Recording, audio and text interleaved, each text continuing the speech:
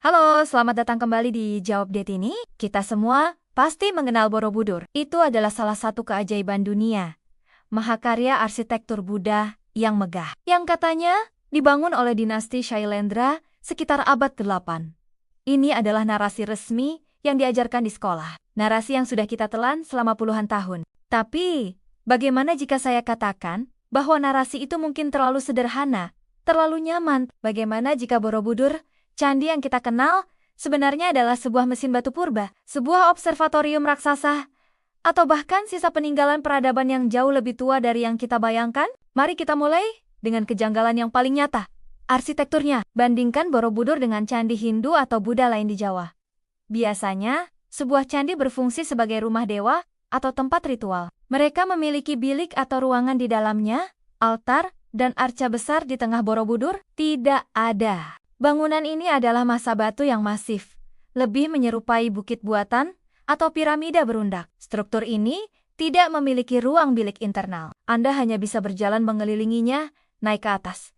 Ini bukan candi dalam artian tradisional. Ini adalah sebuah struktur yang dibangun untuk mengelilingi sesuatu, atau mungkin untuk melihat sesuatu di atas. Keanehan arsitektur ini memicu pertanyaan, jika bukan tempat ibadah konvensional, lalu apa fungsinya? Disinilah masuk teori-teori arkeoastronomi. Para ahli seperti Thomas R.F. James berpendapat bahwa Borobudur adalah alat navigasi waktu. Sebuah kalender kosmis yang diukir dalam batu. Relief yang memenuhi dindingnya, yang kita kenal sebagai kisah Buddha, ternyata juga merepresentasikan pergerakan benda langit, siklus matahari, dan bulan. Bangunan ini adalah buku ajar astronomi raksasa. Bukti paling kuat dari fungsi astronomis ini adalah penyelarasan yang luar biasa. Borobudur berada dalam satu garis lurus yang hampir sempurna dengan dua candi kecil lainnya, Mendut dan Pawon, tidak hanya sejajar secara fisik di peta. Tetapi, para peneliti menduga bahwa pada hari-hari tertentu, kemungkinan titik balik matahari, sinar matahari terbit, akan sejajar tepat di sepanjang jalur lurus ini. Untuk mencapai presisi semacam ini, para pembangun kuno harus memiliki pemahaman matematika dan astronomi yang sangat tinggi, sesuatu yang sulit kita kaitkan dengan kemampuan teknologi pada abad 1008.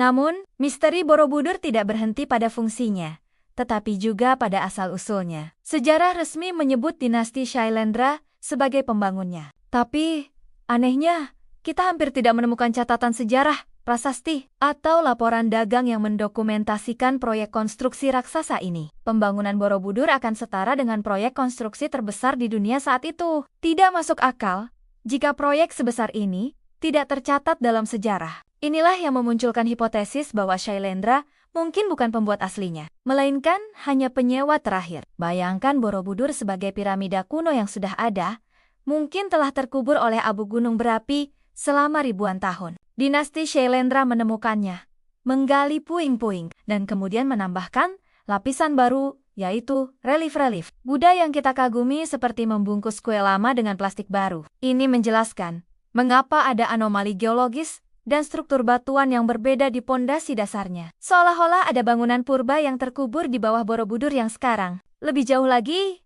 kecanggihan teknologi yang digunakan sangat mencengangkan. Struktur bangunan ini selaras dengan angka Fibonacci dan geometri sakral, menunjukkan tingkat matematika yang sangat maju. Sistem drainase Borobudur sangat rumit, dirancang untuk mencegah erosi air hujan di iklim tropis yang ekstrem.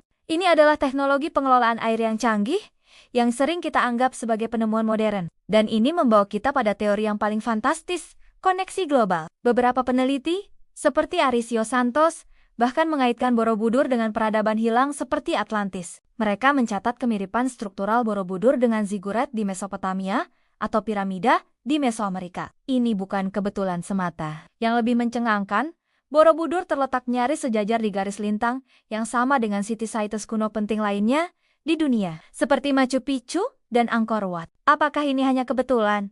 Ataukah ini bukti dari jaringan peradaban global yang terhubung, yang memiliki pengetahuan maju, jauh sebelum sejarah mencatatnya? Di puncak struktur, di dalam stupa utama yang tertutup, para peneliti pernah menemukan sesuatu yang aneh.